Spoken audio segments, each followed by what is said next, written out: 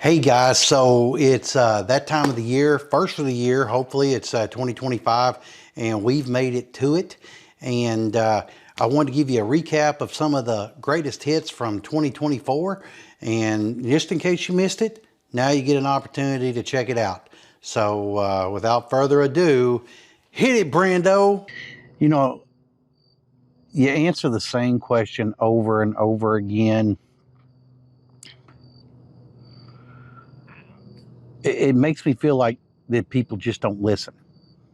And I don't know how many times I've told it on video. I broke it down for people in interviews, and I've showed it to you live on, on videos, and how, when I'm doing it with, clients, and how that works. And today, out of the blue, I get an email, and she's not a client. She hasn't opened a store, but apparently she says, you know, she's watched all my videos.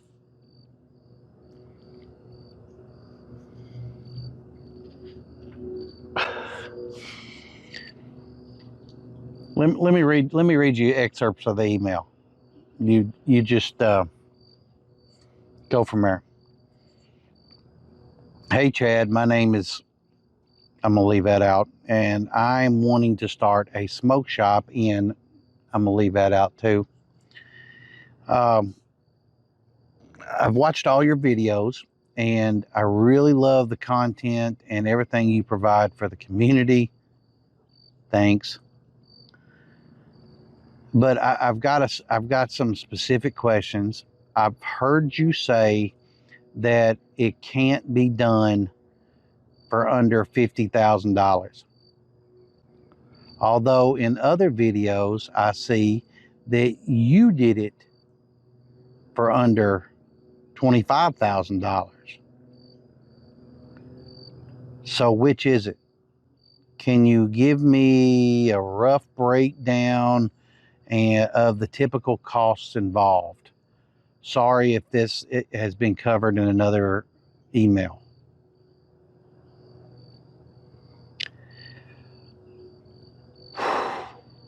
It's been covered in a lot of emails. And remember, we're talking about $2007 versus 2024 Joe Biden economy dollars, post COVID dollars.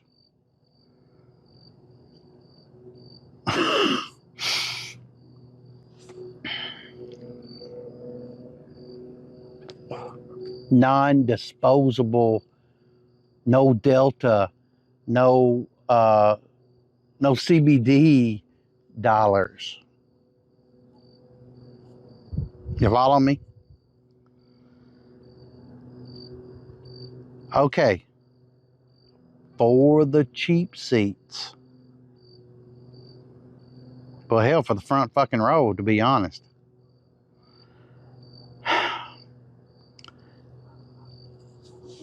One, rents and leases, rents/leases, between $1,500 and $10,000 a month, depending on the location, city, state, within that area, maybe more. Rents is high.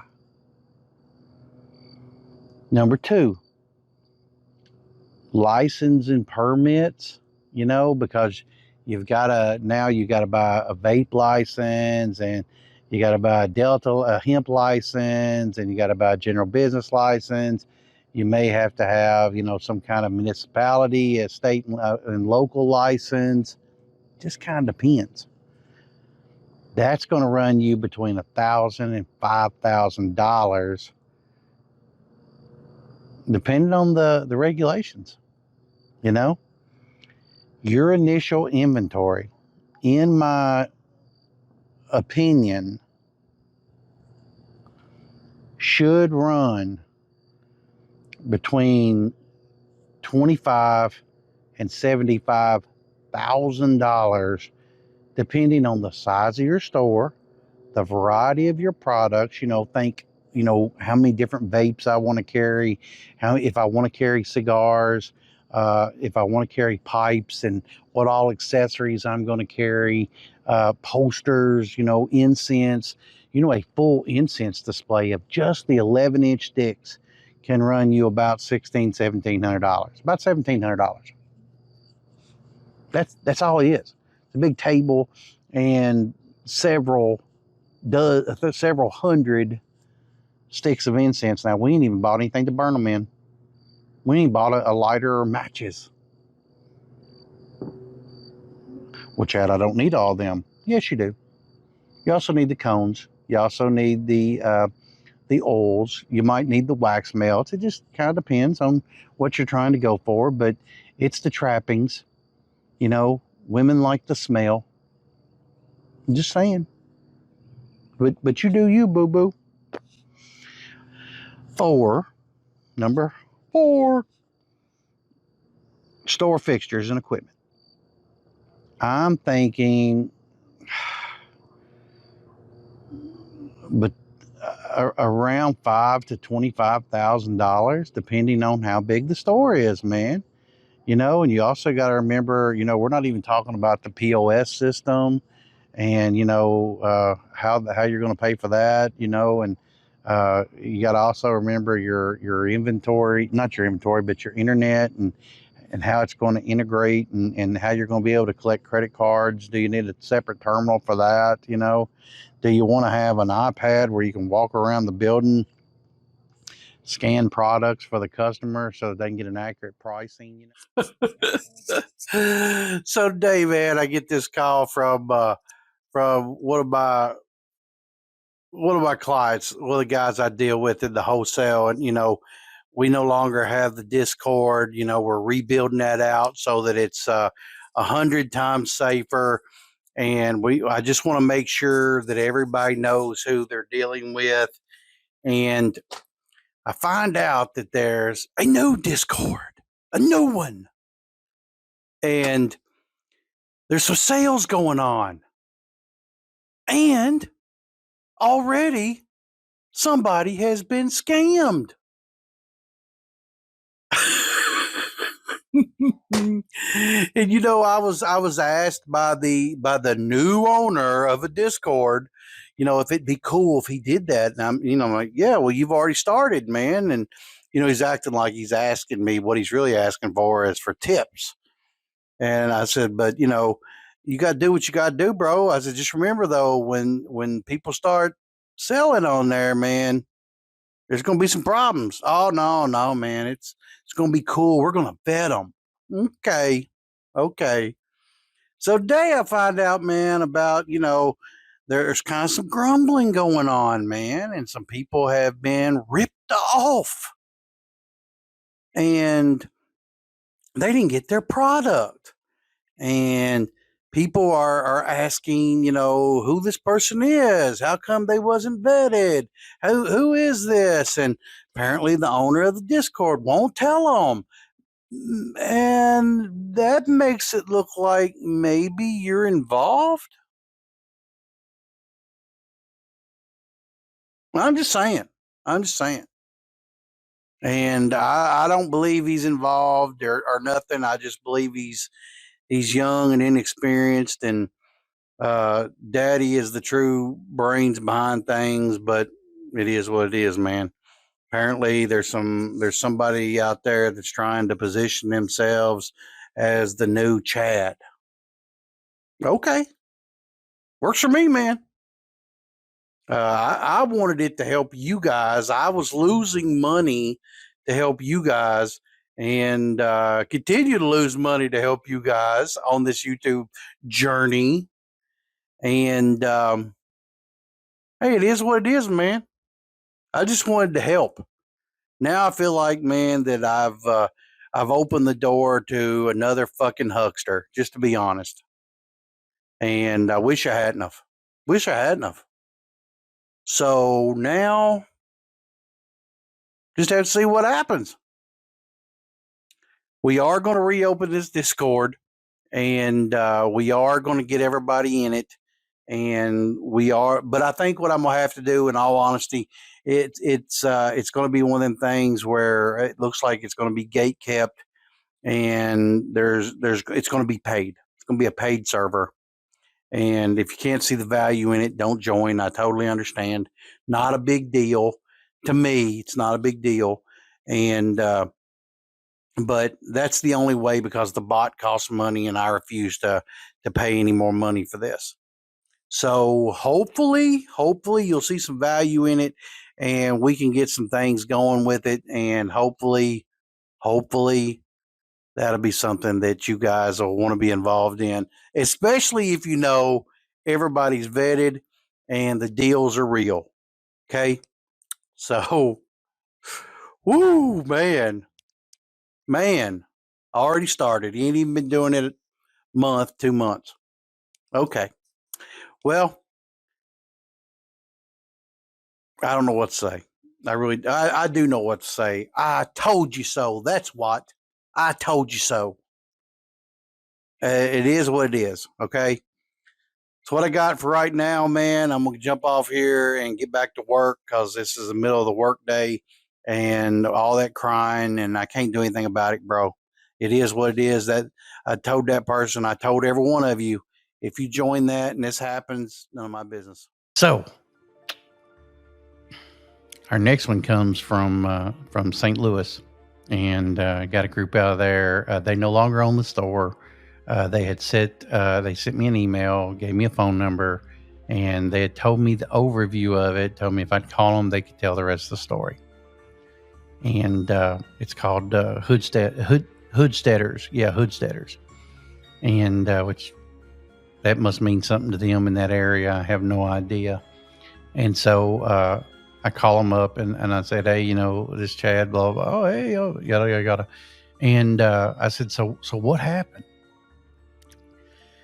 He said that they had a head shop in an old home, and said it was set up into 4 different stores. And it was an old Victorian, and there's a walk up upstairs, there's a door, and said then there's a hallway, then there's a set of stairs, and the two halves upstairs was stores, and 2 halves downstairs was stores, and there was no more kitchens, there was kitchenettes, where you could put a refrigerator and little sinks and things, but other than that, no kitchens, no stoves, nothing. I guess they were afraid somebody'd burn something down or something. He said, and they all had a little bathroom, a little sink, and and that type of deal, but no shower, no nothing like that. So they said basically it was so that nobody could live in there. And he said, they had a small little 500 square foot, area there. And he had put, a smoke shop in there, just, and at the time, they didn't have all that they have today. They were just starting the e-liquids, and, said he had basically made a multiple vape shop thing, where he had a lot of juices and a lot of mods, and he said they just had that type of thing, and that's the beginning of the whole e-cigarette thing. So they get involved in it. He says he's doing real well with it and everything. He said, and he's talking to his neighbors, and his neighbors are telling him all about the little kid running up and down the stairs. He said he'd never even experienced that. He said they close at 7:00, and he's never experienced that. And said the people upstairs were always telling him that they could hear him running up the stairs and then running down the stairs, running up the stairs, then running down the stairs. And he said, well, do they only do it at a certain time of day? And they said, no, it happens all the time. And the people beside of him said that, the stairs ran right up their wall and they could hear it. And he said, well, I don't have music or anything like that real loud in here. I wonder why I don't hear it. And he said that he started leaving the door open, to the outside. And he said it was, more welcoming for the customer, and they would leave the door open, and him and his wife would work it with him at nights, and he had told her about it, and she said, I've never heard none of that. I don't know what you're talking about. And said that they sat there with it, and no, nothing. Said this went on for days. They were really excited, to hear this, and, to get to see it, and didn't happen. So they were willing to chalk it up as a whole load of shit, right? Just a whole load of shit. And finally, man, they were coming out one night, and they had stayed. They were facing out, because when you had all those e-liquids, man, you had shelves and shelves and shelves full of them, and you would constantly turn them, because they had milligram strength, 0, 3, 6, 12, all the way up sometimes to 24, to try to get you off of the cigarettes, because that's what they were originally for. And lots of flavors, to really keep you on it, and you would basically work your way down to 0, and then you could just throw the damn thing away, because you was free of it. You was free because you had no milligram, and you was basically at that point just doing it out of habit, And so he said that they constantly had to go in and turn them, and said then they restocked the shelves, and it took a little longer than they thought it was going to. And said that, they had heard the other, people leave and go home, and said that some of them had said, hey, we're gone. Okay, good night, blah, blah, blah. Hope y'all get out soon. And they was kind of giggling,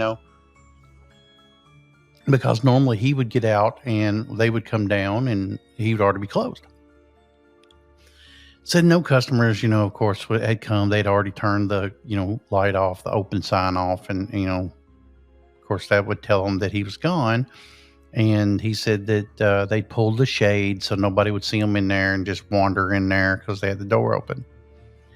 And said that when he came out, said they was locking up the doors and everything, and they heard rustling on the stairs,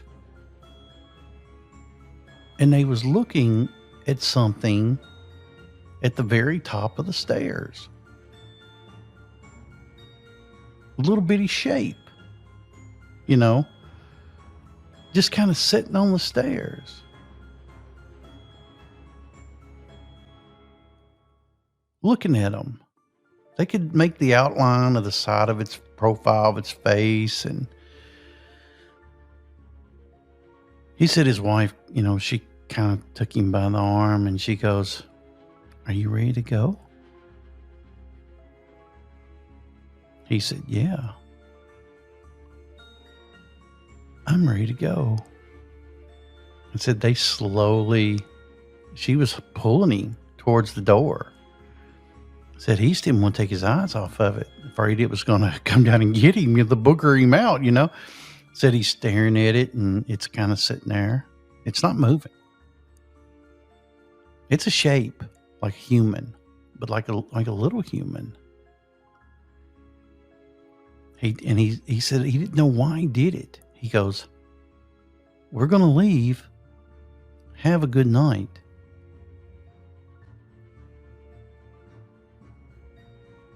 And it just stood there. It just sat there and looked down at him, whatever it was. And said, and it kind of moved around a little bit and kind of leaned forward. And then he saw movement with its hand. What he assumed was its hand, like it waved. He said that was his cue to get the F out of Dodge. He said he closed the door, he locked it. He set the alarm from his phone. No, not his phone. He had a key fob. That's what it was. He had a key fob. And he set the alarm. He heard it. Dee-dee. And he bounced. They got in the car. And he looked over at his old lady and he says, you saw that too, right? She said, I don't know what I saw, but that might have been a little boy. It was a little kid no matter what. I said, what did you do? I went home, and he says, and I opened, a bottle of Johnny Walker, and I had one hell of a drink. I didn't turn the TV on. I was just sitting there. And he said, and it changed my whole belief system right then and there. And I'm like, did you ever see it again? What happened? I never saw it again, he said. Never. And I was afraid to tell anybody I had ever seen it, because they'd only heard it, they said. But then I got to thinking about it.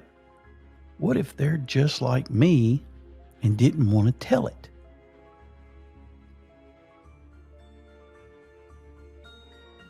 Did you ever ask them? Hell no. I'm not having them talk about me like I'm crazy. I said, well, they probably felt the same way. He said, well, they'd been right if they'd told me and I'd never seen it. I said, but you did. I saw something. I just don't know what it was.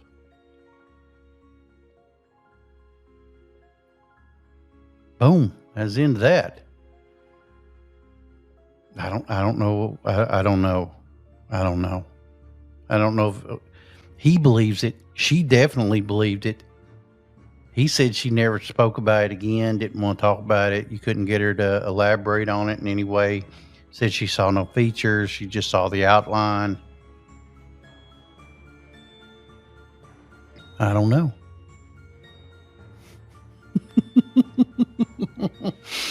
Wow. That's nuts. Right. Okay. So what'd you think about that video?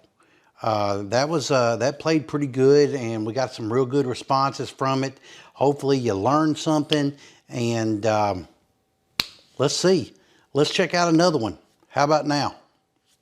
Go, Brendan. I got asked today, not everybody's is having as good of a time as I am with this. Brandon and I have been doing this since 2007, and everybody always asks me, hey Chad, how do you guys just keep going, and what's the how do you just keep doing it? Don't you ever just get tired of this shit? And just seems like every time you turn around, they're changing the laws on us and all of this, right? And I'm like, well, hey man, it's like that meme of old boy's got his head in the noose, and he's looking at the guy with his head in the noose right next to him, and it says, first time. I have been up and down with this, man, for so long. Brandon and I have seen the laws, change, go back, change, go back, a new law, another regulation. You can no longer do this, but you can do this now. And, I don't think honestly that they're trying to put us out of business. I think what they're trying to do is figure out how to totally regulate it, right? Like I think they do liquor stores, right? And then, they'll have higher proof liquors that'll come out. And, it wasn't too long ago, I saw a very high proof bourbon that was very inexpensive and for the bottle and the proof. And I thought, my God, that's a lot, And my grandfather was a moonshiner, so I absolutely know about high grade liquor as far as being high proof and high test. And I understand their frustration. I understand all your frustrations if you're watching this and you're in our industry. I totally understand your frustration with it, but I mean, in a lot of ways, I think I think it's kind of a joke to us now. What are they going to do next? And then they come up with something new, and it's been like but let me say this. Most of you guys know I've been to the federal pen. I'm used to a little regulation. I'm also used to skirting the law, maybe a little here and there, a lot, sometimes. It's their job to catch us. It's our job not to get caught. That's just how it is, man. That's just how it is. And you've got to absolutely know where the line is and how far over the line you can step without, having some intent to commit a crime. But if you know that it's not legal and you do it anyway, that's intent. But I got to be able to say, I didn't understand, and I'm not one of the usual suspects. So I won't get away with it nearly as easy as they will.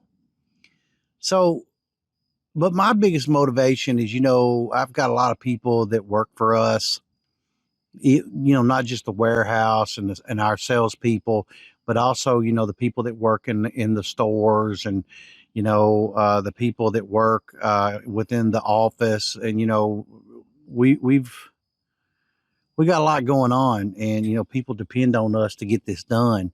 And so it's kind of my motivation. And another thing, man, I don't want my family to see me just give up and quit and call it a day, or sell out to somebody and just move on. I don't want to do that. I want to stay the course. I love this industry. I love, as much as I bitch about it, sometimes it's the greed of this industry and some of the people that's in this industry that I despise them. I despise them with a passion. But then you get to the show and you see your old buddies that you've been seeing for years, and you're all thank God in each other that you're still coming, and this is still going on. And I think the more I think about that, the more I think I could do this another 10 years. Hey, what if I told you I know exactly what's wrong? Would you hang out and listen to that? Well, then strap in, grab a beverage, maybe even a smoke, and let's get into it. So, here's what I'm thinking. Everybody apparently has something in common. You can all make sales if you have the right merchandise. That's it. That's really what's probably wrong with your store. But Chad, I'm selling what everybody else is. I've got Geek Bar, I've got Riff Bar, I've got glass, I've got student glass. That bullshit new hookah. Come on, man. And I've got everything everybody else has got. There's your problem. Why would they come to you if you're carrying the same damn thing everybody's got? Why? Why would anybody go to the same same old? You would just go to the closest one and you'd buy whatever you wanted, and out you'd go. But Chad, that's what they're buying. No, that's not true. Do you know how many different brands of disposables there are? Do you know how many different brands of glass there are? Do you know how many different brands of water hookahs there are? And tobacco in general there is. Wraps, Rillos, papers. Do you know? It's tremendous. It's a tremendous amount. Now the question is, are you looking like everybody else by going to the same damn cash and carries? If you are, that's why you're slow, because they're going to the one that's right beside their house or right in their neighborhoods, and they don't give a shit about what you got way out to wherever you are, and you're not even a destination because you got everything that everybody else has got. I've already learned this lesson. I know it's true. I know it's true. I've been burnt so many times by buying what the customer wants. It's not true. The customer wants selection. That's why they like to go into Walmart. That's why they like to go into Target. That's why they constantly shop Amazon and eBay and all those places. That's the truth. You've got the same old shit everybody else has got. You know, it's like dealing with children. You tell them, don't touch that stove. Don't touch that stove. Don't stick that fork in the outlet. Don't do this. Don't do that. And they do it anyway. And they get hurt. They get burned. They get whatever. And then they come back to you and cry. And you're like, what the? Why? Why are you coming back to me? You know, I told you don't do this. So let me just tell you what happened. So I had told this group of business owners repeatedly, do not buy from people that you can't verify. You know, do they have a store? Do they have a warehouse? Do they have other people they've done business with? Now, a couple of these guys I'm going to tell you about were pretty slick. But they did anyway. So they bought from them anyway, right? And, you know, a couple transactions, you know, went through pretty good. And just when the business owners felt comfortable, they were given a sweet deal.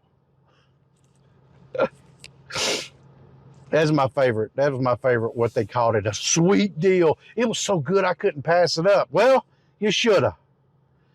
A, you didn't pick it up ever. It was always sent from a FedEx store or UPS store, drop-off spot. Oh, man. So you had no address, no nothing. You never saw their place of business. You got greedy is what you did. And these people fed on it. Fed on it. I mean, you wouldn't believe how many people was took. Learned business owners. One is my favorite. They were took for the tune, collectively now as a whole, in less than a year, $400,000.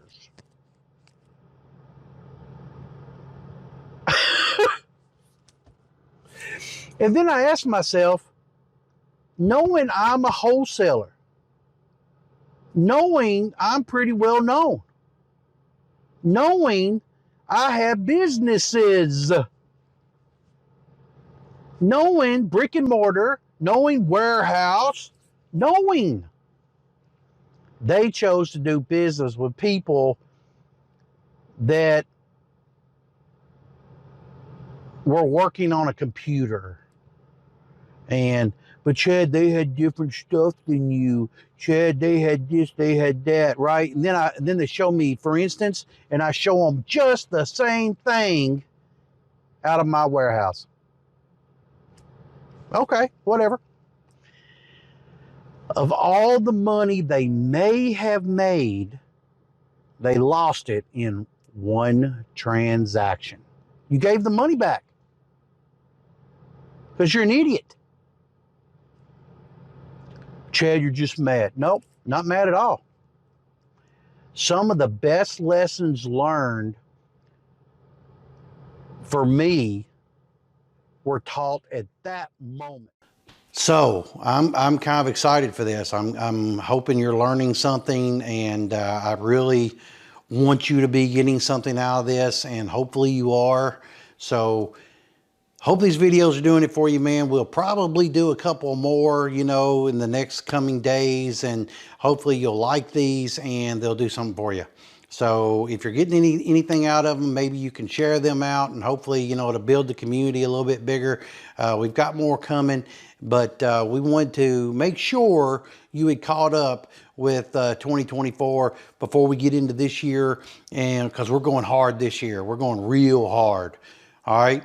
So the shows have just happened, and we're getting ready to go into the next bunch. So here we go. So TPE will come up, and then another one. Champs. My God, how did I forget that? Champs is coming up. Hopefully we can see you all there. But until then, let's try to check these out, and let's get our head on straight so that we know what the hell we're doing coming into this year. All right. See you next time. Bye.